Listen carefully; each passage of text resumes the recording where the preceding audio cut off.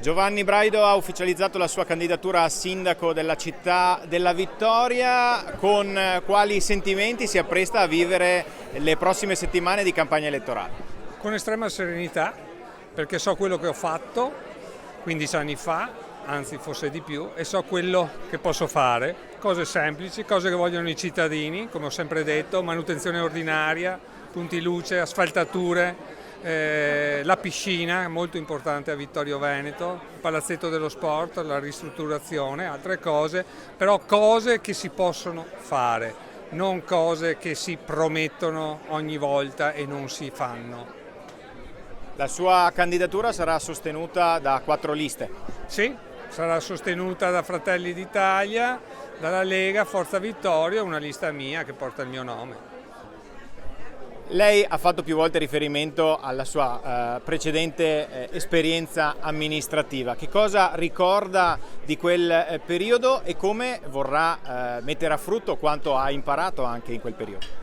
Ricordo una grande progettualità che ha portato a compimento, come dicevo prima, l'ospedale di Serravalle, i sensi unici, il traforo di Sant'Augusta, le scuole, le asfaltature, i punti luce, le manifestazioni del Prosecco, le manifestazioni sull'artigianato, l'inizio di Victor, la Treviso Marathon, una marea di manifestazioni che se adesso vi domandate dove sono, non ce n'è più una, per fortuna che non possono abbattere quello che abbiamo costruito. Ecco, la sua candidatura arriva dopo un periodo un po' turbolento, abbiamo visto però la Lega compatta quest'oggi a Vittorio Veneto. È fondamentale tenere la città, è fondamentale avere una città con un amministratore che sia entusiasta innanzitutto e anche autorevole, non che io mi consideri tale, spero che i cittadini mi riterranno tale. Vittorio Veneto è importante perché non può essere secondo a nessun'altra città come lo è stato e lo è stato per tanti anni. Bisogna ritornare al centro della situazione e non farsi complessi di inferiorità nei confronti di nessuno.